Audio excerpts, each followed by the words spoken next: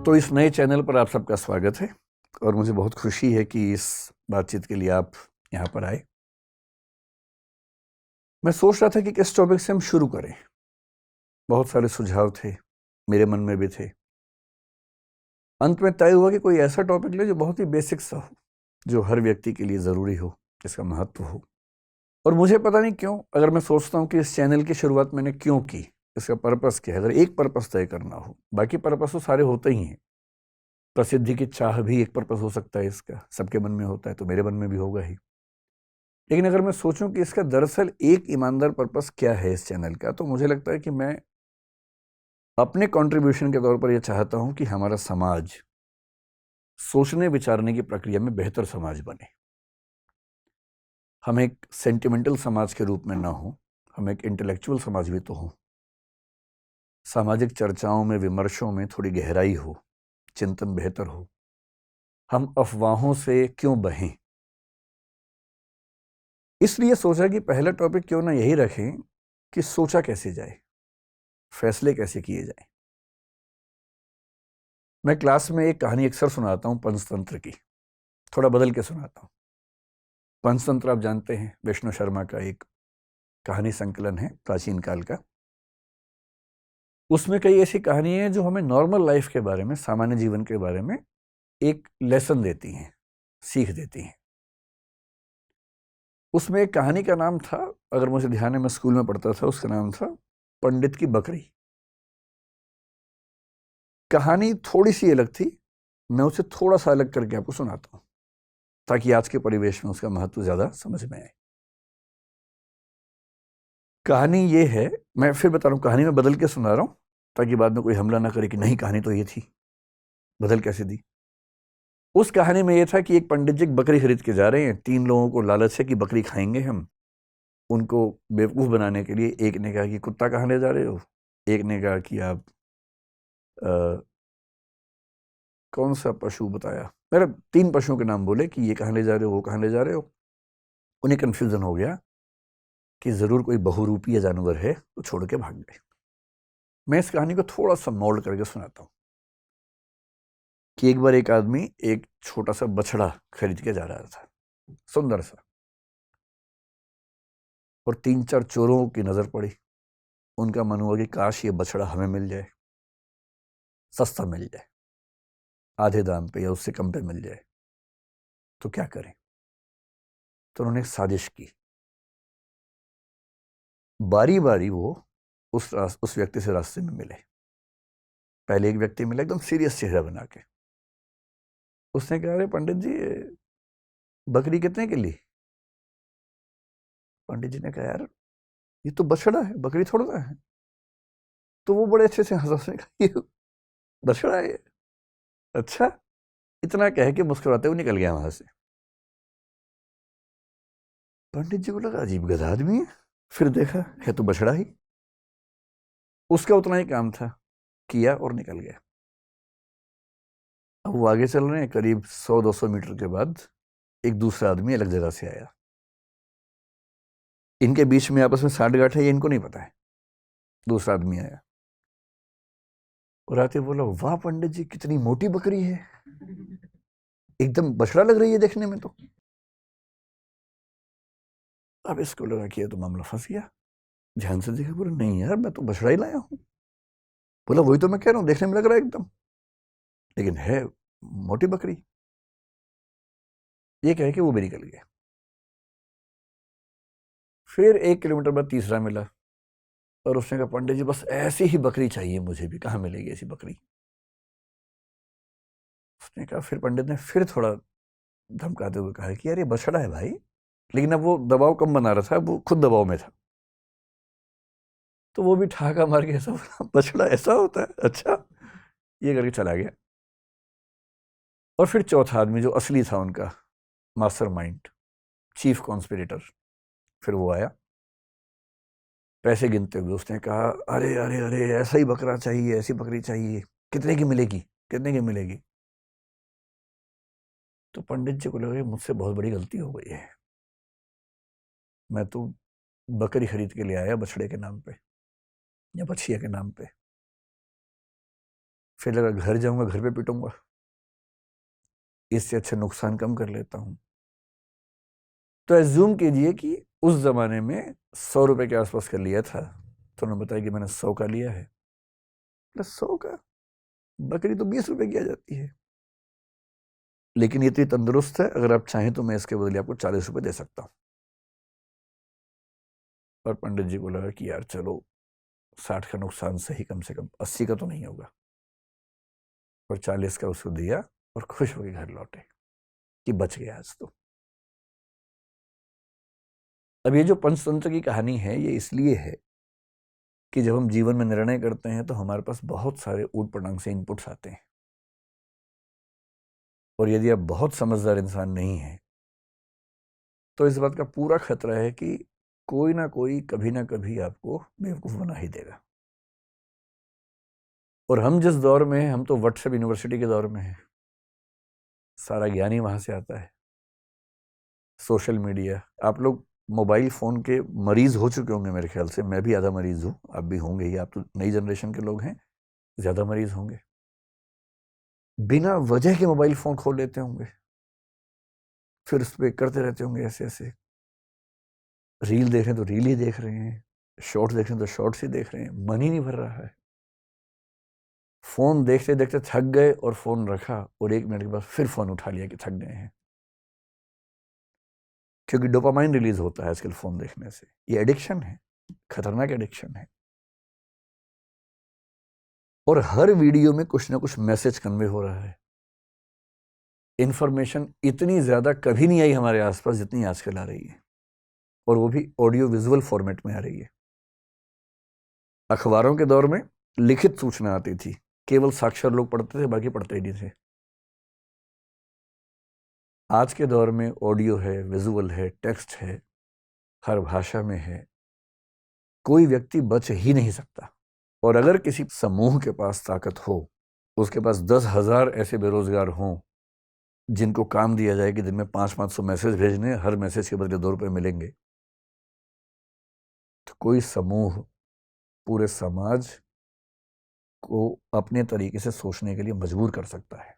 महाभारत का सोच के देखिए। महाभारत का युद्ध है, एक तरफ पांडव हैं, एक तरफ कौरव हैं। पांडवों के साथ में कृष्ण है। नैतिकता के लिए जरूरी है कि पांडव जीतें, और कृष्ण इस पूरी योजना के साथ वहां पर हैं। पर पांडव जीत नहीं पा रहे, जिसके कई कारणों में से एक ये है कि कौरवों की सेना में द्रोणाचार्य भी हैं, उनका पुत्र अश्वत्थामा भी है। द्रोणाचार्य गुरु तो पांडवों के भी हैं, कौरवों के भी हैं, पर वो राजधर्म का पालन कर रहे हैं, क्योंकि वो जिस राज्य के साथ हैं उसके साथ खड़े हैं। पांडवों की सेना उनको हरा नहीं पा रही है, और अंत में कृष्ण को समझ में आता है कि पांडवों को जितवाने के लिए कुछ कूटनीति का सहारा लेना होगा। कृष्ण कूटनीति के शिखर हैं। वो युधिष्ठिर से एक बात कहते हैं, पर युधिष्ठिर तैयार नहीं है एक गलत बात कहने के लिए। और अंत में कृष्ण अपनी पूरी कूटनीतिक ताकत का इस्तेमाल करके सिचुएशंस बनाते हैं। एक हाथी अश्वत्थामा नाम का, उसकी हत्या होती है। बात फैलाई जाती है कि अश्वत्थामा मारा गया। अश्वत्थामा द्रोणाचार्य के पुत्र का नाम भी है, और द्रोणाचार्य अचानक हताश होने लगते हैं। उन्हें फिर भी लगता है कि एक बार मैं खबर को ऑथेंटिकेट कर लूं, प्रामाणिक है या नहीं चेक तो कर लूं। तो वो अपने समय के सबसे प्रामाणिक व्यक्ति युधिष्ठिर से पूछते हैं। युधिष्ठिर धर्मराज हैं, झूठ नहीं बोलते हैं। पूरी पांडवों की सेना ने, टीम ने जब उनसे कहा, वो तब भी तैयार नहीं हुआ कि मैं झूठ नहीं बोलूंगा। लेकिन अब झूठ नहीं है। अश्वत्थामा की हत्या हुई है, हाथी की हुई है, तो क्या हुआ, हुई तो है ही। और तब भी वो चाह रहे हैं कि मैं पूरी बात बोलूं। द्रोणाचार्य ने पूछा, क्या अश्वत्थामा मारा गया? युधिष्ठिर कह रहे हैं, अश्वत्थामा हतो नरो वा कुंजरो वा। अश्वत्थामा मारा गया, आदमी था या हाथी था। लेकिन जैसे ही नरो वा कुंजरो वा कह रहे हैं, ठीक उसी क्षण में बहुत तेज शंख बजता है कृष्ण का, और उस शंख की आवाज में द्रोणाचार्य सुन नहीं पाते पूरी बात। और क्योंकि वो सुनते हैं सिर्फ इतना कि अश्वत्थामा मारा गया, वो हताश हो जाते हैं, हथियार छोड़ देते हैं, युद्ध भूमि में जमीन पर टिक के बैठ जाते हैं और इसी क्षण का फायदा उठा के धृष्टद्युम्न उनकी हत्या कर देता है। मैं सोचता हूं कई बार कि द्रोणाचार्य इतने योग्य व्यक्ति थे, यदि मिस इन्फॉर्मेशन से या मैनिपुलेटिव इन्फॉर्मेशन से उनको भी एक गलत तथ्य के प्रति आश्वस्त किया जा सकता था, तो आज के दौर में जब हर तरफ सोशल मीडिया के हमले हैं, कैसे कोई व्यक्ति सही फैसले करे? अगर द्रोणाचार्य उस आवाज को सुन पाते, नरो व कुंजरो वा, तो शायद उनका फैसला बदल गया होता, शायद युद्ध की कहानियां अलग होती। पर किस तरह से सूचनाएं पहुंचे, कौन सी सूचनाएं ठीक से न पहुंचने दी जाएं, कैसे कंटेक्स्ट से बात को हटा दिया जाए, अगर सूचना देने वाले इसमें माहिर हों तो समाज क्या करे, आम आदमी क्या करे, द्रोणाचार्य जैसा महान चिंतक क्या करे। और इसलिए कुछ बातें जो मुझे लगता है कि होनी चाहिए इस मसले पर। मैं तो अपना जीवन लगभग 2/3 जी चुका हूं, बाकी तो पता भरोसा तो कल का भी नहीं है, लेकिन हाँ, अगर मैं भारत की सामान्य आयु के हिसाब से देखूं तो 2/3 जी चुका हूं। आप 1/3 वाले हैं, तो आपके जीवन में बड़े फैसले बाकी हैं। अधिकांश की शादी भी शायद नहीं हुई, आप लोगों के ना चेहरे ही बता रहे हैं, आपके चमक रहे हैं ना अभी। तो आपको बड़े फैसले करने हैं, और फैसला करना हर दौर में मुश्किल था, आज के दौर में सबसे मुश्किल है। तो कुछ सावधानियां कि जब आप फैसला करें जिंदगी में तो किन सावधानियों को बरतें ताकि गलतियां कम से कम हो। गलतियां उसके बाद भी होंगी, कौन है जो गलती नहीं करता है फैसले में? सब करते हैं, आप भी करेंगे, पर गलतियां कम हो, सही फैसले ज्यादा हों। मेरे एक फेवरेट दार्शनिक हैं Jean Paul Sartre, French philosopher हैं। उनके दर्शन का सार अस्तित्ववाद कहते हैं, एग्जिस्टेंशियलिज्म कहते हैं। उसका सार ये है कि अपनी जिंदगी की कहानी हम लोग खुद लिखते हैं, और किस चीज से लिखते हैं? अपने फैसलों से लिखते हैं, निर्णयों से लिखते हैं। आपने किसी परिस्थिति में क्या फैसला लिया, इससे आपके जीवन की आगे की कहानी लिखी जाएगी। इसलिए मुझे लगता है कि टॉपिक थोड़ा सा महत्वपूर्ण है, तो इसका नाम रख लेते हैं निर्णय। सही निर्णय लेने में क्या क्या सावधानियां होनी चाहिए, बेसिक सी बात इतनी सी है। जब आपके मन में कोई सवाल है तो सवाल पूछिएगा, पहले मैं अपनी बात रखता हूं, फिर आप सवाल पूछिएगा। जब भी कोई निर्णय लेने की प्रक्रिया में आप उतरते हैं, सबसे पहला स्टेप क्या है? सबसे पहला स्टेप है ये देखिए कि निर्णय की प्रक्रिया में उतरने से पहले आप निष्पक्ष और तटस्थ हैं या नहीं हैं। एक शब्द होता है तटस्थ, जिसको अंग्रेजी में बोलते हैं न्यूट्रल। तटस्थता को न्यूट्रलिटी बोलते हैं। इससे मिलता जुलता एक प्रसंग है निष्पक्ष, या निष्पक्षता कह लीजिए। इसको बोलते हैं इम्पार्शियल होना, या इम्पार्शियलिटी एज ए क्वालिटी। ये मैं कह रहा हूं कि निर्णय की प्रक्रिया में उतरने से पहले, बाद में तो जो होगा देखेंगे। जैसे हमारा समाज इस समय बहुत सारे सामाजिक राजनीतिक मुद्दों से घिरा हुआ है। जैसे एक मुद्दा कुछ दिन पहले आया, जो हिजाब का मुद्दा जिसको हम कहते हैं। कर्नाटक से एक डिबेट उठी हिजाब की। फिर एक मुद्दा आजकल चल रहा है यूनिफॉर्म सिविल कोड का, जो कि हो सकता है कि जल्दी ही किसी रूप में हमारे सामने आए। फिर पॉपुलेशन बिल के बारे में बात चलती है आजकल। उत्तर प्रदेश में आया भी था, और अभी कुछ और राज्यों में आने की बात है, शायद सेंटर में भी आए। एक मुद्दा पिछले कुछ दिनों से कन्वर्जन का आप सुन रहे होंगे, धर्मांतरण का। लव जिहाद का मुद्दा सुन रहे होंगे। सारे मुद्दे हमारे सामने आते रहते हैं। हम इन सब पे बात करेंगे समय के साथ, धीरे धीरे इन सब पे बात करेंगे। पर किसी टॉपिक पर बात करने से पहले देखना जरूरी है कि हम पहले से फैसला ले तो नहीं चुके हैं। और सबसे बड़ी दिक्कत हमारे समाज की है कि फैसले पहले हो चुके हैं, विचार बाद में होता है। सही प्रोसेस तो ये है कि पहले विचार हो, फिर फैसला हो, पर फैसला पहले होता है। मेरे बहुत सारे दोस्त हैं, हिंदू हैं, मुसलमान हैं, सिख हैं, हर धर्म के लोग। मतलब वैसे तो मैं बहुत ही अकेले टाइप का आदमी हूँ, दोस्त ज़्यादा है ही नहीं, पर जो हैं उनमें मतलब डाइवर्सिटी ठीक ठाक है। मैंने क्लासेस में भी देखा और मैंने पाया कि हिजाब की बात आते ही कोई मुस्लिम बच्चा जनरली इस भाव से देखता है कि नहीं ये गलत हो रहा है हमारे साथ, और कई हिंदू बच्चे इस भाव से देखते हैं कि एकदम सही और होना चाहिए और होना चाहिए। और मजे की बात है कि टॉपिक क्या है ना इसको पता ना उसको पता है। कर्नाटक हाई कोर्ट का जजमेंट क्या है 128 पेज का, ना इसने पढ़ा ना उसने पढ़ा। कर्नाटक सरकार का क्या डायरेक्शन आया था, रूल क्या था, ना इसने पढ़ा ना उसने पढ़ा। और फैसले का एग्जैक्ट मतलब क्या है किसी को नहीं पता। पर हम टॉपिक शुरू होने से पहले ही राय बना के चलते हैं। E.H. कारक बड़े अच्छे विद्वान हुए हिस्ट्री में, उनकी एक किताब है बड़ी अच्छी, हिस्ट्री, इतिहास क्या है, व्हाट इज हिस्ट्री, बड़ी अच्छी किताब है। उन्होंने साबित किया कि हिस्ट्री के बारे में आप कुछ भी कह लीजिए, कितने फैक्ट्स हैं, इतने प्रमाण हैं, सब बेकार की बातें हैं। अंततः इतिहासकार के दिमाग में जो बैठा हुआ है वो साबित वही करता है। इसलिए मार्क्सिस्ट हिस्टोरियन लिखेंगे तो आप पाएंगे सबके निर्णय लगभग एक जैसे आते हैं, और जो नेशनलिस्ट हिस्टोरियंस हैं उनके फैसले एक जैसे आते हैं हमेशा। किसी हिस्टोरिकल फिगर को लेकर सोच लीजिए, अकबर की बात कर लीजिए, औरंगजेब की बात कर लीजिए, एक धारा के फैसले हमेशा एक से आएंगे, दूसरी धारा के फैसले हमेशा एक से आएंगे। ऐसी माइंडसेट से अगर हम चलेंगे, और हमारी यूनिवर्सिटीज में भी तो यही होता है। बहुत रोचक बात है, यूनिवर्सिटीज में टीचर्स बटे हुए हैं कि ये मार्क्सवादी है, ये भाजपाई है। और मैं सोचता हूं कि जो आदमी देश को पढ़ाने की जिम्मेदारी संभालता है यूनिवर्सिटी में, वो एक विचारधारा से बंध कर चीजों को देखने का आदी कैसे हो सकता है? उसके अंदर इतना वैचारिक साहस क्यों नहीं है कि किसी मुद्दे पर मेरी विचारधारा से बेहतर राय किसी और विचारधारा की भी हो सकती है?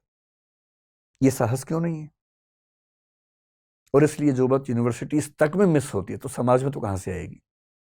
विश्वविद्यालय का तो काम है समाज को सही दिशा देना, वही नहीं है तो समाज में कहां से आएगी?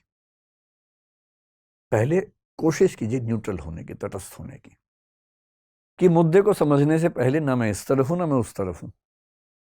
हिजाब की बात है, मुझे नहीं पता, मैं पहले स्टडी करूंगा पूरा, स्टडी करने के बाद मामला ठीक लगेगा तो मैं कहूंगा हाँ ये ठीक है, गलत होगा तो बोलूंगा गलत है। पहले क्यों फैसला करूं? ये तो बहुत बेसिक सी बात है।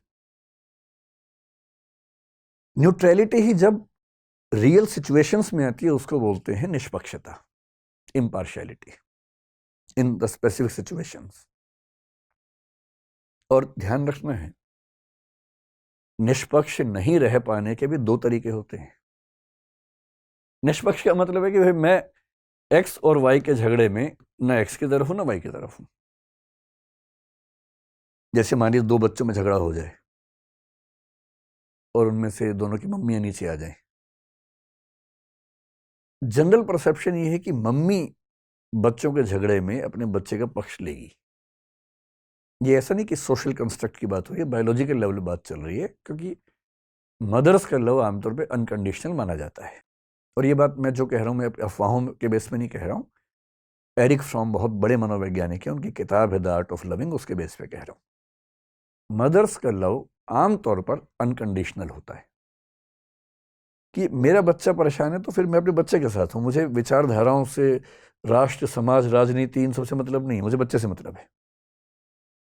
इसलिए यदि कोई मदर बहुत ऑब्जेक्टिव है अपने बच्चे के मामले में तो बहुत बड़ी बात है। जनरली इस बात की संभावना ज्यादा है कि वो थोड़ा सा उसके पक्ष में खड़ी होगी। पिता लोग जिस प्रोसेस से आगे बढ़ते हैं उसमें इस बात का खतरा ज्यादा होता है, या संभावना ज्यादा होती है कि वो ऐसे मामलों में बहुत ज्यादा अपने बच्चे के पक्ष में झुके हुए ना दिखें। कभी कभी नहीं भी होंगे, लेकिन उसमें भी खतरा है।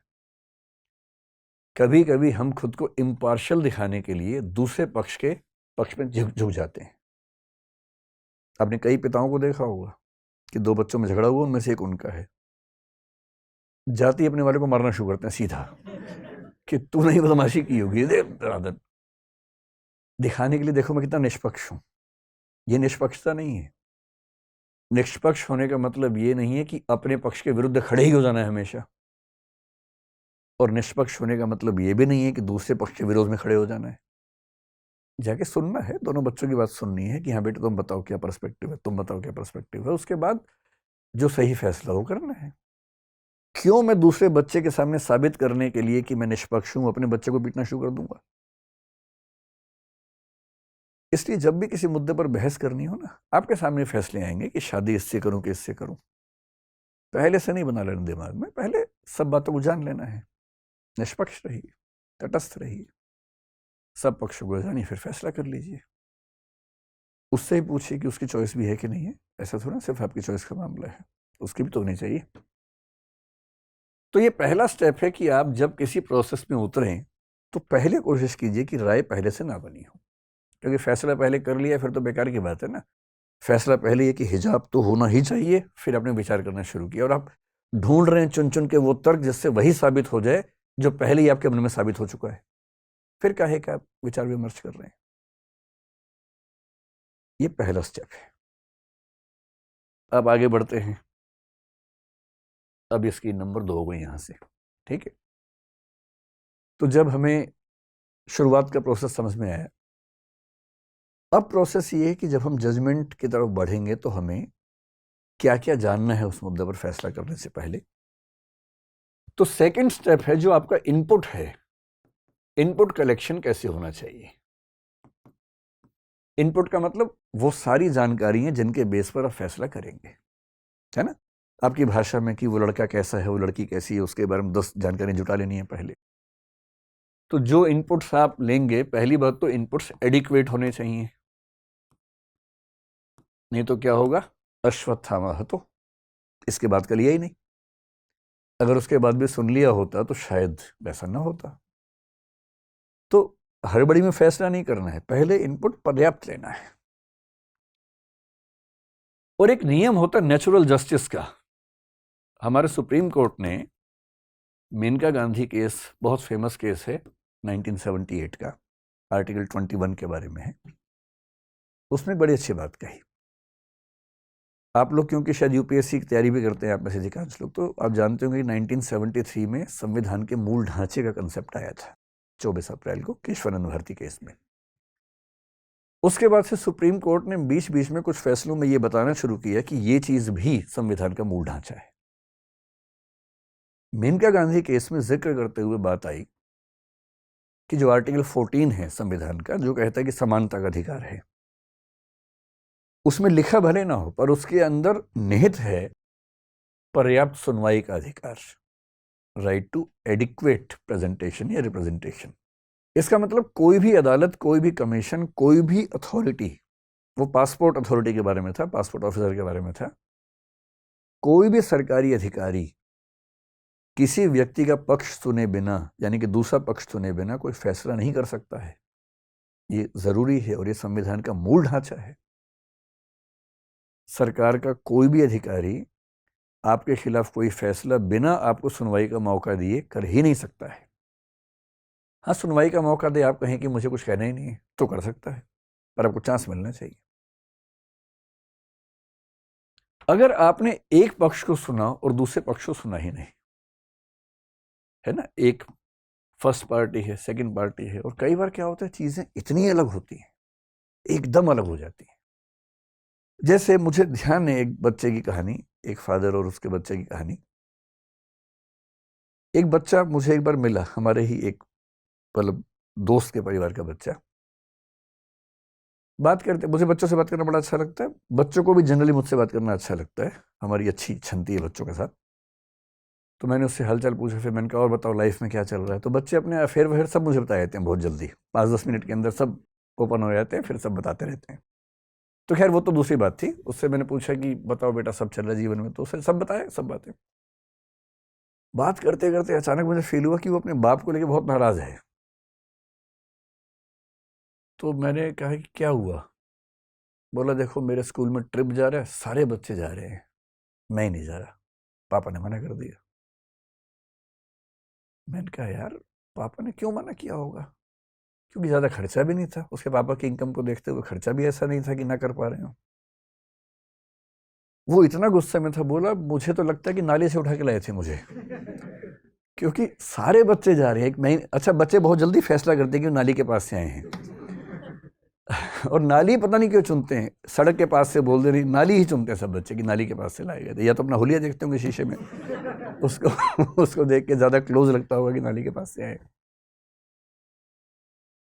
तो मैंने कहा यार मुझे भी ठीक नहीं लग रहा है। अच्छा मुझसे कोई व्यक्ति पूछे कि बच्चों का ट्रिप जा रहा है स्कूल का, अपने बच्चे को भेजूं या ना भेजूं। अच्छा बेटे में लोग तैयार रहते हैं, बेटी को लेकर ज़्यादा सोचते हैं।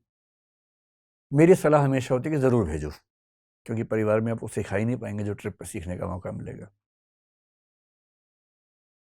तो मैंने उसके पिता से, जो वहीं थे आसपास, अलग से बात की। मैंने कहा यार बड़ा नाराज है तेरा छोरा, कह रहा है कि पापा भेज नहीं रहे ट्रिप पे। अब सोचिए, मैं जब उसके पिता से मिलने गया, मेरे मन में ये भाव था कि ये ऐसी मूर्खता क्यों कर रहा है, क्यों नहीं भेज रहा उसे। और उसके बाप ने साइड में ले जाकर क्या बोला मुझे,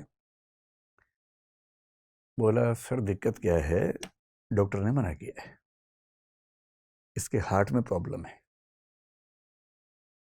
डॉक्टर ने कहा है कि भूल के भी बाहर नहीं भेजना है, और ये भी कहा है कि इसको पता भी नहीं चलना चाहिए कि प्रॉब्लम है। अगर इसको बता दिया इस उम्र में कि हार्ट में दिक्कत है तो जिंदगी खत्म, भेज दिया तो वैसे खत्म, तो करें क्या। अब देखिए दूसरा पक्ष सुनते क्या, वो पर्सपेक्टिव पूरा चेंज हो गया। आप तो गुस्से में थे कि कैसा बाप है, और बच्चा मुझसे पूछ रहा, बच्चे को लग रहा है कि मैं उसकी अप्रोच लगाने गया हूँ, सिफारिश करने गया हूँ। वो मुझसे पूछ रहे कि बात कर लिया अपने आप में, उससे क्या बोलूं। कई बार ऐसा होता है कि आपने एक पक्ष को सुना, आपको लगा इतना ऑथेंटिक है, पर्याप्त है, फैसला कर लो। लेकिन दूसरा पक्ष इतना ड्रामेटिकली अलग होता है, इतना ज़रूरी होता है कि वो सुनने के बाद आपको लगता है कि ये तो, इसके बिना तो फैसला हो ही नहीं सकता था। इसलिए कोई पक्ष कितना भी कन्विंसिंग हो, पूरा परिवार, पूरा धर्म, पूरा समाज, पूरी राजनीति सब एक तरफ बोल रहे हों, तब भी ध्यान रखना है कि एक दूसरा पक्ष भी होता है। और जब तक सिक्के का दूसरा पहलू नहीं देखेंगे, आप सच के नज़दीक पहुंच नहीं पाएंगे। हमेशा देखिए, कोई इंफॉर्मेशन नहीं है, नियत का सवाल भी तो हो सकता है ना, किसी ने क्यों आपको बताया।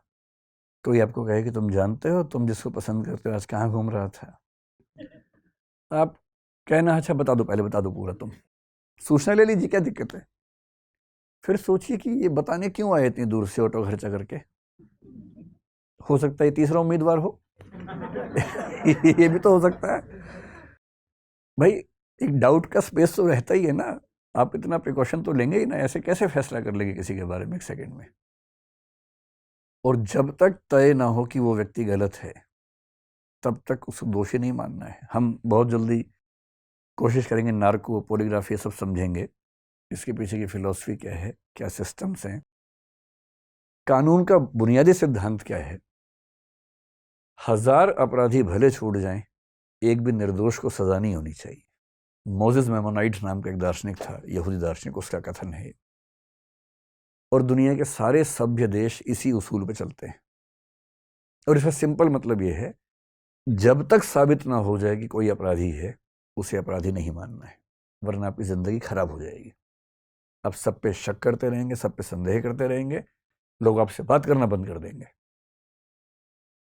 दो ही तरीके हैं, जब तक साबित नहीं होगा तब तक भरोसा करूंगा, दूसरा जब तक साबित नहीं होगा तब तक शक करूंगा। ज़्यादा अच्छा क्या है, भरोसा कीजिए जब तक साबित ना हो कि भरोसा गलत है, क्योंकि भरोसा बनाना मुश्किल काम है, तोड़ना बहुत आसान काम है।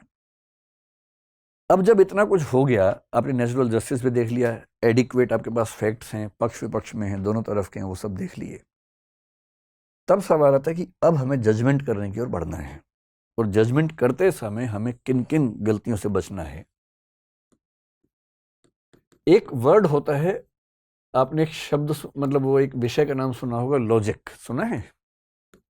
तर्कशास्त्र बोलते हैं इसको हिंदी में।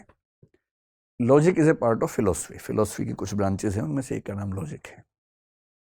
और लॉजिक का काम ये बताना है कि हम फैसला करते हुए, तार्किक फैसले करते समय कौन कौन सी त्रुटियां करते हैं। उन त्रुटियों को बोलते हैं फैलेसी। या हिंदी में बोलते हैं तर्क दोष, कि तर्क करते हुए कौन सी गलतियां आमतौर पे हमसे हो जाती हैं अगर हम प्रिकॉशन ना लें, अगर हम समझदारी से काम ना करें। तो जजमेंट करते समय हमें कुछ ऐसी गलतियों से बचना है जिन्हें जनरली हम फैलेसी कह सकते हैं, तर्क दोष कह सकते हैं। तर्क दोष तो 50 तरह के हैं, हम बहुत कॉमन सेंस वाली जो चीजें उनकी बात करेंगे, जो सामान्य जीवन में अप्लाई होती हैं, अक्सर होती हैं। जैसे एक है कि आपको हमेशा ध्यान रखना है कि आपके इनपुट और जजमेंट के बीच में प्रोपोर्शन ठीक होना चाहिए। प्रोपोर्शनैलिटी यानी आनुपातिकता का सिद्धांत ठीक से काम करना चाहिए। इसका मतलब क्या हुआ? इसका मतलब यह हुआ कि इनपुट जितना है फैसला उतना ही होना चाहिए। ऐसी बात समझ में नहीं आ रही होगी बिना एग्जाम्पल के ना, एग्जाम्पल से बात समझ लेते हैं। आप लोग तो बहुत एडवांस जनरेशन के लोग हैं। हम जिस जमाने के आदि मानव हैं, हम लोग जिस जमाने के, उस जमाने में क्लासरूम में ऐसे बच्चे नहीं बैठते थे कि लड़के लड़कियां एक साथ बैठे हों। तो मैं जिस स्कूल से पढ़ा हूँ वहाँ जब मैं 8वीं क्लास में आया, वहाँ तक तो केवल वो लड़कों का स्कूल था। कई हजार लड़के जैसे एक जेल में एक साथ बंद हो गए हों, ऐसा लगता था। स्कूल अच्छा था, लेकिन स्कूल केवल पढ़ाई के लिए थोड़ा बच्चे जाते हैं, उनको तो अच्छा जीवन चाहिए। फिर वहाँ पर कोएड नाम की एक चीज़ है कि अब से स्कूल कोएड हो गया है। तो लड़के बहुत उत्साहित थे उस समय कि अब स्कूल कोएड हो गया है। अब उनको स्कूल आने की भी इच्छा पहली बार होनी शुरू हुई कि अब हम स्कूल जाएंगे। तो हमें लगा बड़ा अच्छा स्कूल हो जाएगा। फिर पता लगा नहीं भाई, केवल एक मीडियम, इंग्लिश मीडियम में बच्चे एक साथ पढ़ेंगे, क्योंकि उसमें बहुत कम बच्चे थे। हिंदी मीडियम में लड़कियों का सेक्शन अलग, लड़कों का सेक्शन अलग होगा। ये कोएड होता था। लड़कों के मतलब सेक्शंस, ब्लॉक्स भी अलग थे। वो लड़कों का जेल है, ये लड़कियों का जेल है, इस तरह से होता था। और बीच में कुछ टापू थे जहाँ लड़के लड़कियाँ एक साथ क्लास में होते थे, इंग्लिश मीडियम में। कई बच्चों ने इंग्लिश मीडियम ले लिया उस चक्कर में, जबकि इंग्लिश उनको आती नहीं थी बिल्कुल भी लेकिन इंग्लिश मीडियम इस चक्कर में लिया कई बच्चों ने। उनमें एक मैं भी था। तो आती नहीं थी इंग्लिश उस जमाने में, लेकिन ठीक है, बहुत सारे दोस्त थे तो हम भी चले गए। फिर पता लगा वहाँ पर भी जो बैठने का तरीका था, 4 रो थी, उनमें से 3 लड़कों की, 1 लड़कियों की। बीच में हाईवे था बहुत बड़ा। लड़कों वाले में आपस में कम गैप था, लड़की लड़की के बीच में इतना गैप था, लगा तालिबान जैसा भाव आता था वहाँ पर, कितना गैप। अब सोचिए पहली बार किसी छोटे शहर, छोटे कस्बे में कोएड स्कूल शुरू होगा तो ऐसे ही होगा, सीधी सी बात है, कैसे होगा? सब लड़के ताक में कि बात हो जाए किसी से। सब तो बात नहीं कर पाएंगे, कोई एक आध बात कर लेगा। बात भी क्या कर लेगा? पेन मांग लेगा, कॉपी मांग लेगा, और क्या, यही तो होता है। पेन से ही बात शुरू होती है, पेन और नोट से, और कहाँ से बात शुरू होती है? और जिस दिन किसी लड़के ने पेन मांग लिया, बाकी लड़के उसको बधाई देते थे कि यार क्या बात है, पेन मांग लिया तुमने तो, गजब। और पेन मांगने में ही लोग मान लेते थे कि अब शादी होने वाली है इन लोगों की। कई लोग बच्चों के नाम भी सोचने लगते थे। हमें बहुत साल बाद समझ में आया कि अगर कोई लड़की किसी लड़के से पेन मांग ले तो इसका मतलब सिर्फ ये है कि लड़के ने लड़के से पेन मांगा है, बस। हमें कई साल लग गए समझने में। पहले हमें लगा सगाई तो पक्की है ही, कम से कम शादी, अफेयर तो है ही पता नहीं क्या क्या। कई साल बाद समझ में आया कि नहीं, सिर्फ पेन मांगा है, और पेन मांगने का मतलब सिर्फ पेन मांगा है।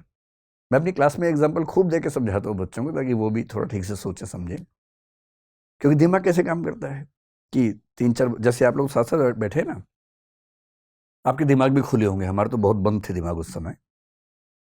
तो मान लीजिए किसी लड़की का पेन खत्म हो गया, साथ में एक लड़की बैठी, उसके पास भी पेन नहीं है एक्स्ट्रा। पहले उसने उसी से पूछा, पर पेन नहीं है। क्लास चल रही है बहुत ज़बरदस्त तरीके से, बहुत ज़रूरी बात चल रही है। अब वो क्या करे बेचारी?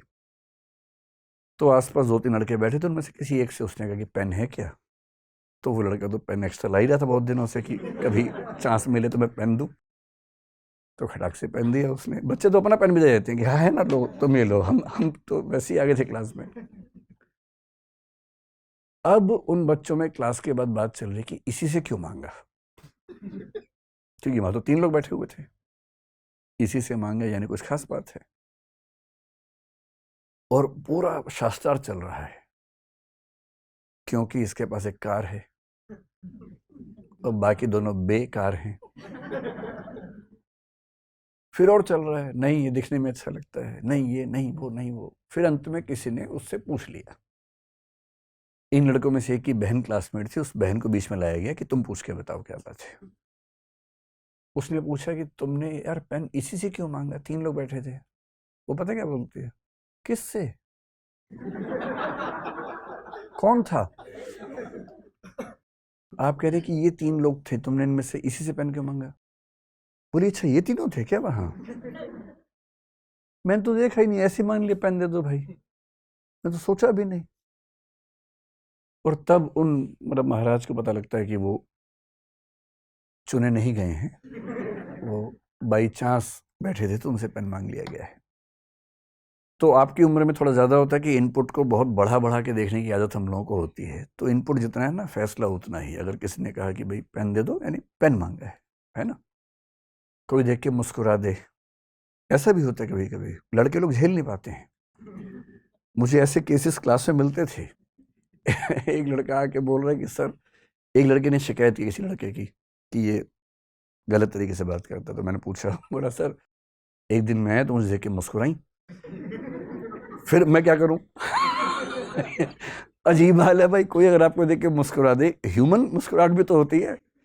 विकसित देशों में तो बड़ी दिक्कत है। मैं जब पहली बार भारत से बाहर गया, यूरोप के एक देश में गया, मैं तो भारत का देहाती आदमी था एकदम। देहाती मतलब दिल्ली में था, लेकिन दिमाग देहाती था ना। गया तो वहां सड़क पर सुबह सैर कर रहा, सामने से एक महिला ही मुस्कुराने लगी देख के। मैं तो एकदम भारतीय आदमी, मैंने पीछे देखा कौन है, कोई तो आ रहा होगा भाई, कोई भी नहीं आ रहा था। मुझे लगा भूत प्रेत तो नहीं होते कि मुझे नजर नहीं आ रहा, इनको नजर आ रहा कोई। तो मैंने बहुत ही अजीब तरीके से व्यवहार किया, मैं वहां से निकल लिया भाग के, कुछ गड़बड़ है यहाँ पर, भूत प्रेत का साया टाइप कुछ लगा मुझे। बाद में देखा कि वह हर आदमी ऐसे कर रहा है, कोई पुरुष हो कोई स्त्री हो, सड़क पे अकेला हो कोई हो, आपस में एक दूसरे को मुस्कुरा के नमस्ते कहने की आदत ही है उन लोगों को। हर व्यक्ति को नमस्ते करता है मुस्कुरा के, उसमें कोई नियम कायदा अलग से है नहीं। तो 3-4 दिन के बाद फिर हम भी करने लग गए, जो मेरे नमस्ते कर दें उसको। अच्छा, वो बड़े प्यार से नमस्ते भी बोलते हैं कई बार, वो टूरिज्म जहाँ पर चलता है। अब वैसा मिजाज लेके भारत वापस आ गए तो दिक्कत है। आप सड़क पे निकले, आपने मुस्कुरा दिया, पता लगा फिर FIR हो गई सीधे उसके बाद, तो है ना। तो कहने का भाव ये है कि जो इनपुट है, उस इनपुट से जितना फैसला निकले उतना ही फैसला निकालिए, उससे ज़्यादा फैसला मत निकालिए। इसको बोलते हैं प्रोपोर्शनैलिटी। हम में से अधिकांश लोग बहुत बढ़ा के फैसला निकालते हैं। किसी ने सिर्फ इतना आपसे कहा कि यार अच्छा नहीं लगा तुमने आज ये काम किया, और आपने क्या क्या फैसले, सुसाइड और पता नहीं क्या क्या सोच लिया दिमाग के अंदर, उतना ही। किसी मूड में किसी ने कुछ कह दिया, टेम्परामेंट में, इमोशंस में कह दिया, तो उसकी वैल्यू उतनी ही रखी। बहुत बढ़ाइए मत उस चीज को, उतना ही जितना उसका महत्व होना चाहिए, उससे ज्यादा नहीं होना चाहिए। जजमेंट की दूसरी फैलेसी को बोलते हैं इलिसिट जनरलाइजेशन, अवैध सामान्यीकरण इसको बोलते हैं हिंदी में। ये हम सब बहुत करते हैं, बहुत ज्यादा।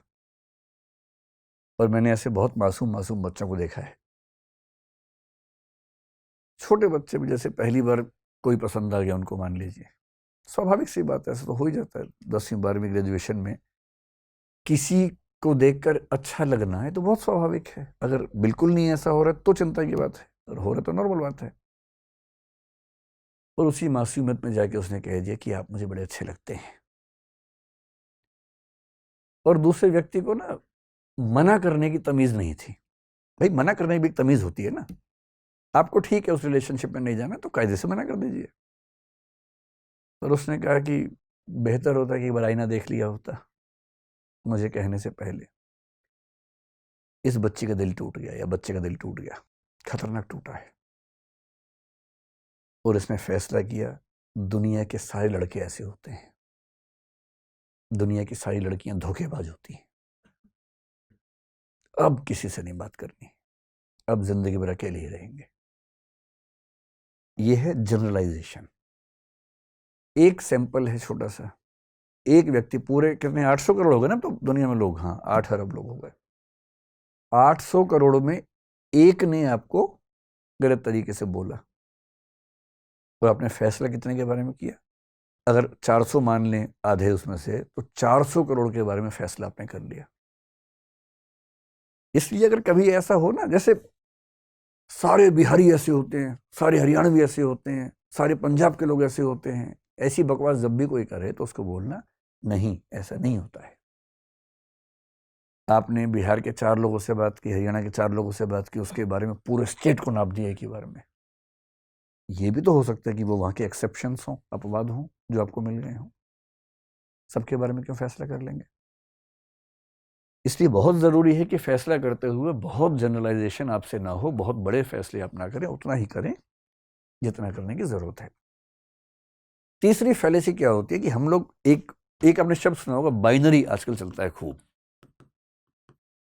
हम लोग एक खास माइंडसेट में रहते हैं, उसको बोलते हैं बाइनरी या डाइकोटमी। एक शब्द चलता है फिलोसफी में, एक माइंडसेट का नाम है डाइकोटमी। बाइनरी थिंकिंग बोलते हैं। इसका मतलब या तो ये या वो। और फिलोसफी में, लॉजिक की दुनिया में इसका नाम होता है ऑल और नथिंग। या तो सब कुछ या कुछ भी नहीं, या ब्लैक और वाइट।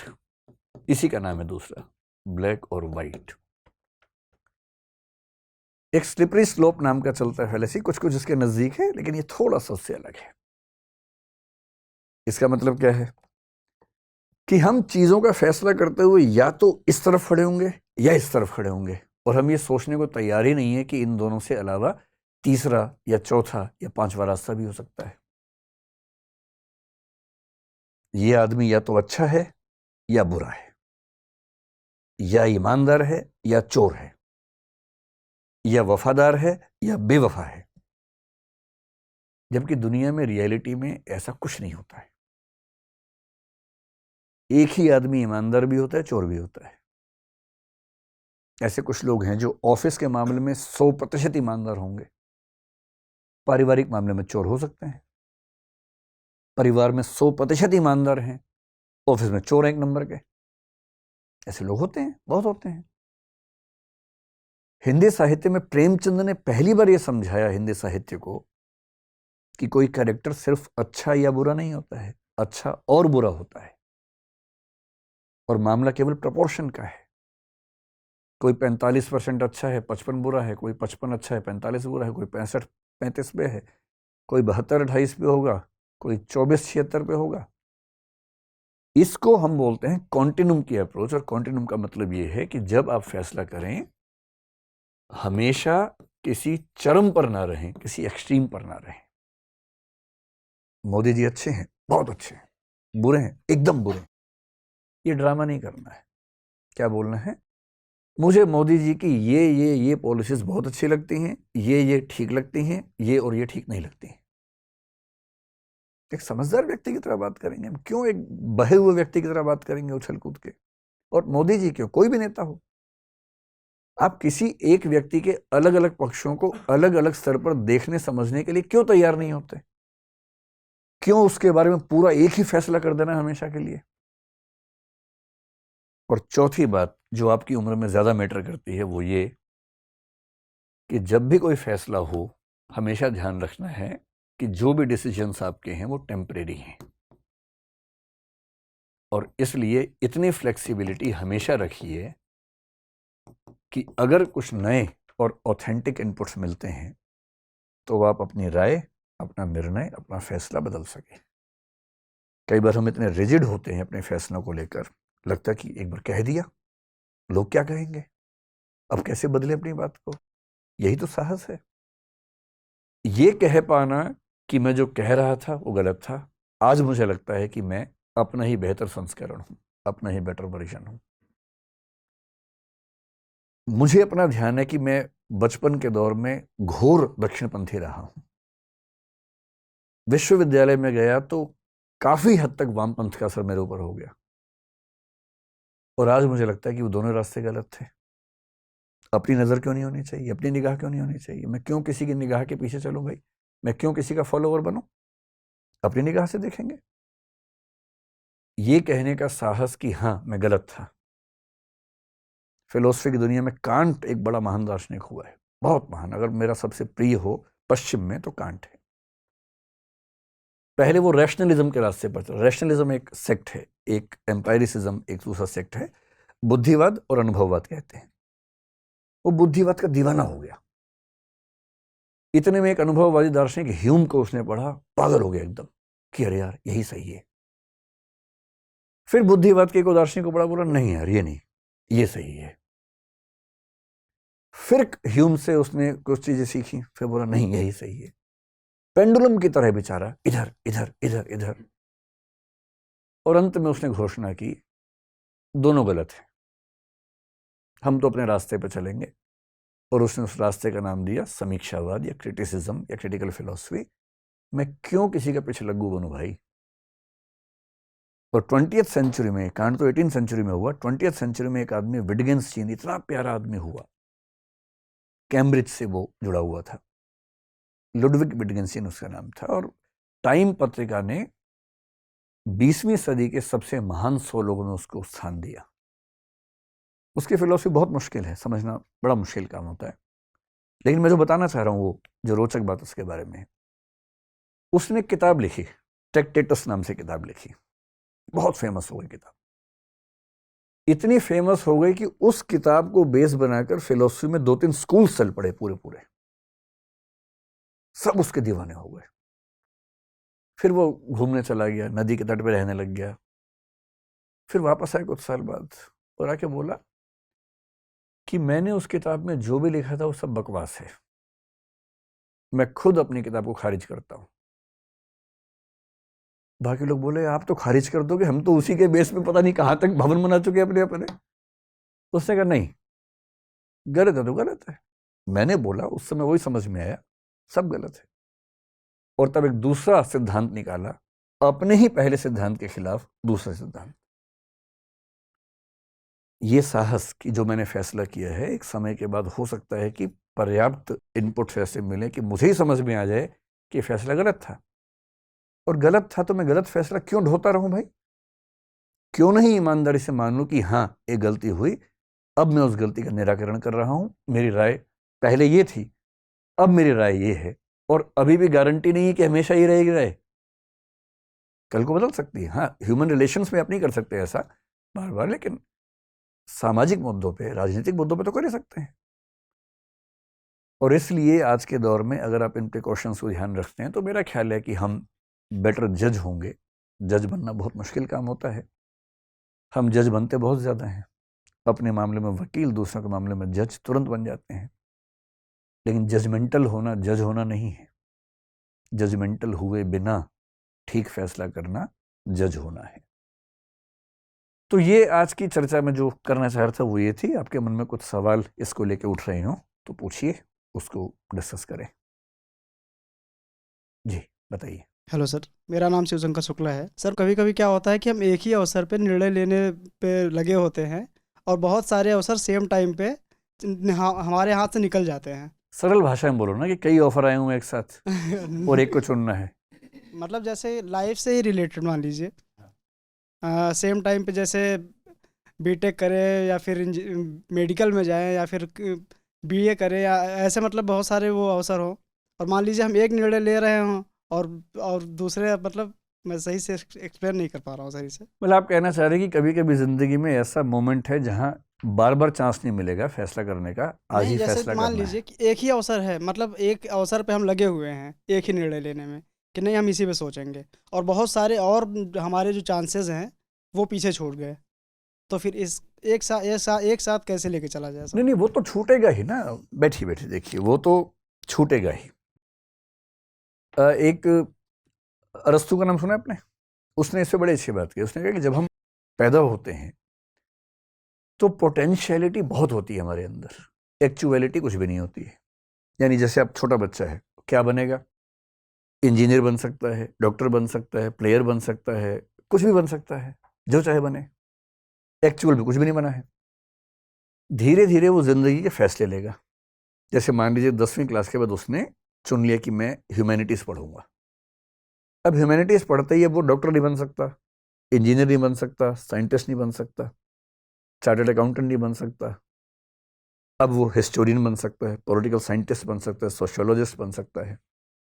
जैसे जैसे जीवन में आप आगे बढ़ते हैं पोटेंशियलिटी कम होने लगती है और एक्चुअलिटी बढ़ने लगती है, और आगे चल के आप एक स्पेशलाइजेशन में चले जाते हैं, सुपर स्पेशलाइजेशन में जाते हैं, तो आपके पास एक दो ऑप्शन बचते हैं। ये तो जिंदगी का सामान्य नियम है ना आज के दौर में। करना ये है कि जब आप ऐसे जंक्शन पे खड़े हों, किसी मुहाने पे खड़े हैं जहां फैसला करना है, चौराहा है, फैसला केवल इसलिए मत कीजिए कि आपके समाज ने क्या कहा है, परिवार ने क्या कहा है, या दोस्तों ने क्या कहा है। जिंदगी का फैसला है, बुद्धि और दिल का मामला कम है, अंतरात्मा का मामला ज्यादा है। और जब ऐसे मामलों में दुविधा हो, बुद्धि की भी जरूरत है। जैसे 3 में से एक चुनना है, तीनों के फायदे क्या है, नुकसान क्या है, नोट कीजिए। कभी कभी नोट करने के प्रोसेस में ही समझ में आ जाएगा कि ये फैसला ठीक नहीं होगा, आप खुद ही छोड़ देंगे, आपका मन भी मान जाएगा उसके लिए। और कभी अगर ऐसी दुविधा है कि मन नहीं मान रहा है, तो मैं तो ये मानता हूं कि अंतिम फैसला बुद्धि से नहीं, अंतरात्मा से होना चाहिए। और अंतरात्मा एक वो आवाज है जो आपके अंदर आपको बीच बीच में सुनाई देती है, कौंधती है। उसको माना जाता है कि वो आपके व्यक्तित्व के सबसे नजदीक की आवाज है। अंतरात्मा से फैसला लेने में भी गलती हो सकती है, लेकिन उसमें गलती सबसे कम होगी, मिनिमम मिस्टेक्स होंगी। और ये बात एग्जिस्टेंशियलिज्म के लोग बार बार कहते हैं, हजारों बार कहते हैं कि जब भी दुविधा हो जीवन में, अंतरात्मा से फैसला लेना है। अंतरात्मा पर कभी विस्तार में बात करेंगे, अभी संकेत के रूप में। ठीक है जी, बताइए। नमस्ते सर। मेरा नमस्ते। नाम कविता है सर। जी सर, जैसे आपने इनपुट के बारे में बताया, तो उससे रिलेटेड एक सवाल है सर। जैसे इनपुट पहले सर हम ग्राउंड लेवल पे बहुत सारी चीज़ों को सर्च कर बातचीत कर समझते थे। अभी सर उन इनपुट्स को हम कहीं ना कहीं यूट्यूब के प्लेटफॉर्म पे सर्च करते हैं। उसमें भी सर हम वीडियो में देखते हैं कि कौन सा 1 घंटे का है, कौन सा 30 मिनट का। बहुत छोटे से विकल्प को लेकर आगे बढ़ते हैं। अब वो चीज़ और छोटी होकर शॉर्ट्स और रील्स में आ गई है। तो कहीं ना कहीं सर दिमाग उलझा रहता है कि कौन सा इनपुट है, मतलब एक सही इनपुट है। उसमें सर अपने दिमाग को किस तरीके से एक सृजन करे कि इनपुट में भी चीज़ें हमें क्लियर हो पाए। देखिए, इनपुट का जो मेरा तरीका है, जैसे मान लीजिए मुझे किसी मुद्दे पर बात करनी है, जैसे जो हमने कहा हिजाब है, कोई मुद्दा है, उससे बात करनी है, तो मैं क्या करता हूँ, सबसे पहले उसमें लेफ्ट और राइट विंग के 5-5, 6 बढ़िया लेख अपने फ़ोन में सेव करता हूँ, फिर प्रिंट आउट निकाल लेता हूँ। कुछ बढ़िया लेख द हिंदू में मिलेंगे, कुछ आपको एक्सप्रेस में मिलेंगे, ये लेफ्ट ओरिएंटेशन के अखबार हैं। जो राइट विंग के प्लेटफॉर्म्स हैं या अखबार हैं, कुछ अच्छे लेख, रिसर्च आर्टिकल्स वहाँ भी मिल जाएंगे। कोई 5 जने में भी हो सकता है, ऑर्गेनाइजर में भी हो सकता है कि आप तो कोई स्पेशल विशेषांक उसी पे निकला हो। तो पहले से ये नहीं मान लेना है कि ये तरफ सही है कि वो तरफ सही है। आप कम से कम बैलेंस करने वाले पर्सपेक्टिव्स को एक साथ प्रिंट आउट लेके धैर्य के साथ, क्योंकि उस पर आपको बात करनी है। छोटे मोटे मामलों में बहुत ज़रूरत नहीं होती कि आप 50 इनपुट्स लें। मामले की गंभीरता और महत्व के हिसाब से इनपुट्स की मात्रा तय होनी चाहिए। तो मेरा तरीका ये है, किसी विषय पर बात करने से पहले जितनी विचारधाराओं के पर्सपेक्टिव्स उस विषय पे हैं, उन सबकी तरफ से कम ऑथेंटिक 2-3 आर्टिकल्स पढ़ूं, उनमें से सार निकालूं, ट्रक्स निकालूं, अपने विवेक का इस्तेमाल करके देखूं कौन सा आर्गुमेंट किसका ठीक है, उन सब सही चीज़ों को मिला के अपनी एक राय डेवलप करूं। तो ठीक है, यूट्यूब के ज़माने में दिक्कत तो है ही सोशल मीडिया में, लेकिन जब कोई महत्वपूर्ण मुद्दा आएगा तो आप खुद, आपके अंदर से ये ज़रूरत आएगी कि आप टाइम दें उस पर। कभी मौका मिलेगा तो 2 शब्द केवल संकेत कर रहा हूँ। जो हमारा सोचने का तरीका है उसके लिए 2 शब्द चलते हैं, एक ह्यूरिस्टिक प्रोसेसिंग होती है, एक सिस्टमेटिक प्रोसेसिंग होती है। कभी डिस्कस करेंगे कि हम कब सिस्टमेटिक प्रोसेसिंग का इस्तेमाल करते हैं, कब ह्यूरिस्टिक का। गैर महत्वपूर्ण मुद्दों पर हम ज़्यादा लोड नहीं लेते, इसी को ह्यूरिस्टिक बोल देते हैं। लेकिन जब कोई मुद्दा हमारे लिए बहुत महत्वपूर्ण होता है ना, तो हम अपने आप सिस्टमेटिक प्रोसेसिंग में जाते हैं और ठीक से टाइम इन्वेस्ट करते हैं फैसला करने से पहले। ये हम सब करते हैं, आप भी करती होंगी। और कोई सवाल आपके मन में? बाप रे, इतने सारे सवाल हैं, पूछिए। Good afternoon sir, Ishika this side. Sir Ishika नाम है आपका? हाँ जी, इशिका। सर 2 क्वेश्चंस मेरे दिमाग में आए हैं अभी इस पूरे लेक्चर में। सर जब हम ज़्यादा मतलब कि सजेशंस होती है, तो सर उस सिचुएशन में क्या करना चाहिए? बेसिकली अगर मैं किसी सिचुएशन में हूँ और मेरे पास ज़्यादा सजेशंस आ रही हैं, ज़्यादा इनपुट्स आ रहे हैं, तो मैं उसमें मतलब कि बेसिकली क्या मेरा डिसीजन रिलेटेड प्रोसेस होना चाहिए, क्योंकि अगर मैं ऑब्जेक्टिविटी की बात करती हूँ, या तो ऑल या फिर नथिंग, या तो ब्लैक या फिर वाइट, बट वहाँ मेरे पास बेसिकली सही रहता है कि इतने लिमिटेड ही रहेगा और इसी में ही मुझे करना है। बट मेरे पास अगर ज़्यादा स्पेस आ रहा है, ज़्यादा सजेशंस आ रही हैं, तो उस केस में क्या करना चाहिए? देखिए, इनपुट्स अगर ज़्यादा जगह से आ रहे हैं तो सबसे पहले आपका दिमाग ये भी बताता होगा कि कौन सा इनपुट देने वाला व्यक्ति या चैनल या प्लेटफॉर्म कितना ऑथेंटिक है। तो सबसे पहले अपने आसपास से उन व्यक्तियों और चैनल्स को थोड़ा दूर कीजिए जो बहुत ठोस बात करने से दूर रहते हैं। ऐसे होंगे आपके आसपास भी, मैं भी देखता हूँ। हम सबके दिमाग में फ़िल्टर लगा होता है। जैसे हंसी मजाक की बात में अगर कहूँ, जैसे जो स्टाफ में कुछ लोग हैं, कुछ की आदत होती है चीज़ों को बढ़ा के कहने की, कुछ की होती है कम करके कहने की। तो कुछ इंटरेक्शंस के बाद हमारे दिमाग में एक फ़िल्टर काम करने लगता है। जैसे कोई आके मुझे बोले कि सर बहुत अर्जेंसी है, मेरे पास मैसेज जैसे किसी का है कि सर बहुत अर्जेंट है, बात करनी है। 2-3 इंसिडेंट्स हो चुके हैं, तो मुझे पता है कि इसकी अर्जेंसी भी ऐसी है कि 4-5 दिन तक कोई दिक्कत नहीं है। और कुछ लोग ऐसे होंगे लिखेंगे कि बात करने की ज़रूरत है, समय हो तो बताइएगा। और मुझे पता है कि ये बोल नहीं रहा है पर ये बहुत अर्जेंट बात है, इसलिए इसने ऐसा लिखा होगा। तो जिनके साथ आप संवाद में हैं, धीरे धीरे समझिए उनके व्यक्तित्व को कि कौन कितना ऑथेंटिक, कितना गहरा, कैसा व्यक्ति है। और ऐसे मामले में हमेशा ऐसे व्यक्ति को प्रेफरेंस दीजिए जो गहरी और समझदारी की बात करना जानते हैं। और ज़्यादा इनपुट्स होने से कन्फ्यूज़न बढ़ता है, ये बात सही है, लेकिन विकल्प जब ज़्यादा होते हैं तो संभावना होती है कि आप सही विकल्प तक और अच्छे से पहुंच पाएंगे। कन्फ्यूज़न होगा इसलिए विकल्प कम कर दें, वो ठीक बात नहीं है ना। निर्णय की प्रक्रिया बेहतर बने, वो बेहतर बात है। सर कभी कभी ऐसा भी होता है कि हम डिसीजंस पहले से भी ले चुके होते हैं, बट फिर भी हम एक सजेशन के लिए जाते हैं, तो उस केस में ऐसा कभी कभी नहीं होता, आमतौर पे होता है। आमतौर पे सर फैसला पहले हो चुका होता है, फिर हम सजेशन के लिए क्यों जाते हैं। इसकी 2 वजह हैं। एक तो सेल्फ डिफेंस मैकेनिज्म होता है। आप दूसरों को दिखाना चाह रहे हैं कि देखो मैं तो सबकी बात सुनने के बाद फैसला करती हूँ, जबकि फैसला आप कर चुके हैं। एक तो इसलिए कि आप सबके सामने कह सके देखो मैंने कितना सोच के फैसला लिया, मैं तो इनसे भी राय ली, उनसे भी राय ली। एक तो मन में ये भाव रहता है। कभी कभी आपने फैसला किया पर आपको हल्का सा खुद भी डाउट है, सेल्फ डाउट है कि फैसला गलत तो नहीं हो गया। कभी कभी इसलिए हम एक्स्ट्रा सजेशन सीख करते हैं कि शायद कोई गलती हो गई हो, तुम सुधार ले।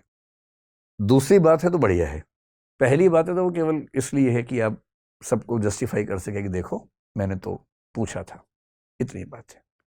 ठीक है, बैठिए बैठिए बैठिए। मेरा नाम मदन मोहन है सर। और आपने इमैनुअल कांट की बात की कि उन्होंने जो भी चीज़ें फॉलो की, अपनी ही बुक को उन्होंने खारिज किया और फिर से एक नया सिद्धांत दिया जो भी था। हम भी उसी समय में, एक जो दौर है कि हमें बहुत सारे डिसीजन लेने हैं और हम लेना भी चाहते हैं, कई लेते हैं उसमें फेल भी हुए। तो जब फेल होते हैं तो कभी लगता है कि दूसरा व्यक्ति हमें जो है आलोचना से और सारी चीज़ें से कह रहा है, हम जानते हैं कि हो सकता है वो सही न हो, हम खुद भी अपने आप को आंकते हैं कि नहीं हम उससे तो बेटर थे, लेकिन वो हमें सीख दे रहा है। लेकिन जब ऐसे डिसीजन 4-5 बार हम फेल हो रहे हैं, एक्सपेरिमेंट हमारा फेल हो रहा है, तो एक समय ऐसा आता है जब हम कहते हैं कि नहीं, हो सकता है हम उसके मुंह पे कह दें कि नहीं तुम गलत हो, मैं सही कर रहा हूँ। लेकिन जब आप अकेले में सोचते हैं तो ये लगता है कि हाँ नहीं, कहीं गलती नहीं हो रही है। तो फिर जब अगली बार हमें क्रांति करनी है, नई लानी है, तो हिम्मत कैसे लाएंगे और वो डिसीजन कैसे हो कि कैसे परखें कि नहीं यहाँ से था, जो उन्होंने आलोचना की, जो कहा या कुछ लोगों ने सजेशन दिया, हो सकता है कभी 10% आपको तारीफ भी मिल गई, हाँ ठीक है चलो अच्छा किया तुमने। तो वो उस बीच में कैसे आप अपने आप को आगे बढ़ाएं। अगर आपने 4-5 फैसले किए जो गलत साबित हुए, जी तो पहले तो इस अहंकार से बाहर निकल जाइए कि सबसे अच्छा फैसला मैं ही करता हूँ, है ना। ये हो सकता है कि सच में आप गलती कर रहे हो, यस सर, इनपुट्स कम हो या ऑब्जेक्टिविटी कम हो, ये हो सकता है ना। यस सर, दूसरा व्यक्ति आपको सलाह दे रहा है लेकिन उसकी भाषा चुभती हुई है, हाँ तो भाषा को साइड में कर दीजिए, बात को समझ लीजिए। अगर बात में दम है, भाई कोई चुभती हुई भाषा में सलाह दे पर सलाह अच्छी दे, तो भाषा साइड में कर दीजिए, सलाह ले लीजिए। जी कोई मीठी भाषा में बकवास कर रहा है तो दूर कीजिए, केवल भाषा सुनिए, मस्त रहिए, क्या मतलब है ना। सार को गही रखे, वो तो करना ही पड़ेगा ना, सार निकालना पड़ेगा। यस तो यदि ये 3-4 फैसले गलत हुए तो विनम्रता से मान सकते हैं कि शायद हमने कोई गलती की होगी। और यदि कोई सलाह अच्छी दे रहा है तो उस सलाह का उतना हिस्सा स्वीकार करने में कोई हर्ज भी नहीं है। Yes sir. और लोग क्या कहेंगे इसका बहुत ध्यान मत दीजिए, लेकिन हाँ, अगर कोई अच्छी सलाह है तो बेशक लोग कहें कि देखो इसकी नकल मार ली, कोई बात नहीं, जी। अपना फैसला लेके आगे बढ़िए। और आप कुछ भी करेंगे तो लोग तो कुछ ना कुछ कहेंगे ही कहेंगे। तो बेहतर है कि जो सबसे सही फैसला है वो चुनिए, और लोग क्या कहेंगे मतलब मैं एक तकिया कलाम मेरा है, जी। लोग क्या सोचेंगे, अगर ये भी मैं सोचूंगा तो लोग क्या सोचेंगे, तो उनको सोचने दो, अपना जो ठीक लगता है वो कीजिए। ठीक है, ठीक है। बैठिए बैठिए। नमस्कार सर, मेरा नाम रेखा वर्मा है। सर, जैसे कि आपने बताया कि कांट ने अपनी ही पुस्तक को खारिज कर दिया था। आमतौर पर यह माना जाता है कि किसी भी मुद्दे पर या किसी भी बात पर एक स्थिरता सामाजिक साख से जोड़ी जाती है कि ये व्यक्ति विश्वसनीय है, अपनी बात पर अड़िग रहेगा। लेकिन ड्यूरिंग द लाइफ प्रोसेसन हम लोग सोचते हैं वही परिष्करण वाला सिद्धांत कि ये चीज़ ठीक है, अनुभव से गलत मिली है, आगे इसको और बेहतर करते हैं। और अगर ये ऐसा बार बार हो रहा है तो क्या उस सामाजिक साख को हम कैसे काउंटर करें? मैंने पहले ही कहा था कि पर्सनल रिलेशंस में ये बात लागू नहीं होती है। मैं सामाजिक संबंधों के हाँ, संदर्भ में मैं बात कर उसी रही की हूँ। बात कर रहा हूँ। संबंधों के मामले में यदि आप बार बार खारिज कर रहे हैं तो इसमें सच में ये खतरा है कि आपको एक सही व्यक्ति के रूप में ना देखा जाए, क्योंकि बचपन की बात अलग है, मैच्योर होने के बाद जब आप संबंध अपने चुनते हैं तो ये अपेक्षा की जाती है कि आपने सोच समझ के चुना होगा। एक आध गलती हो सकती है, लेकिन बार बार होगी तो इसका मतलब आपके थॉट प्रोसेस में मिस्टेक्स हो रही हैं। यहाँ तो बात है विचारों की। अगर आप कहें कि मैंने पिछली बार इस पार्टी को वोट दिया था, लेकिन इस बीच में मुझे लगा कि मेरा फैसला गलत था, इसलिए मैं इस बार इस पार्टी को वोट दूंगा, मुझे नहीं लगता कोई आपकी साख इससे खत्म होने वाली है। सामाजिक, राजनीतिक, आर्थिक मुद्दों पर आपके फैसले क्या हैं, अगर वो बदल रहे हैं और तथ्यों के साथ बदल रहे हैं, आप समझा सकते हैं लोगों को कि मैंने क्यों अपनी राय बदली, तो इससे आपकी राय, आपके बारे में साख बेहतर ही बनेगी, खराब नहीं बनेगी। लेकिन हाँ, पर्सनल सोशल रिलेशनशिप्स में बहुत फ्लक्चुएशंस अगर हैं तो ये संकेत है कि आप बहुत स्थिर मन से नहीं सोच पा रही हैं। वो बात सही भी है। तो मैंने पहले ही कहा था कि रिलेशनशिप्स की बात नहीं है, ये विचारों की बात है, मुद्दों की बात है। मुद्दों के मामले में आपकी राय समय के साथ बदले, तथ्यों के साथ बदले तो कोई दिक्कत नहीं है। क्या परेशानी है? तब तो फिर सर जैसा कि समझाना होगा, अपना पक्ष रखना होगा, तो क्या हम फिर उसी प्रोसेस में फंसे रहेंगे? फिर अपना नहीं, परिश्रम हम कैसे तो करेंगे? फिर और एक आगे? बिंदु वो आता है जब आपको इस बात से फर्क पड़ना बंद हो जाता है कि दूसरे आपके बारे में क्या सोच रहे हैं। फिर साख की बात ही क्यों करनी? जैसे मेरी साख मेरे इलाके में शून्य है, इस मामले में मुझे फर्क भी नहीं पड़ रहा। मैं इतना क्यों सोचूं कि वो मेरे बारे में क्या सोच रहे हैं? मैं निश्चिंत हूं, मुझे फर्क ही नहीं पड़ रहा है। और कभी किसी से नाराजगी हो भी जाए ना, दुश्मनी वुश्मनी मत कीजिए, उसमें टाइम बहुत खर्च होता है। सबसे अच्छा होता है इग्नोर कीजिए। एग्जैक्टली। जिक्र क्या, जुबां पे नाम नहीं, इससे बढ़कर इंतकाम नहीं। वाह, सोचिए ही मत, अपनी जिंदगी में आगे बढ़िए, मस्त रहिए। Thank you sir. बैठिए बैठिए। बहुत बहुत शुक्रिया, आप लोगों ने इतना समय निकाला, और जल्दी ही अगले सेशन में हम लोग मिलेंगे फिर से। ठीक, धन्यवाद।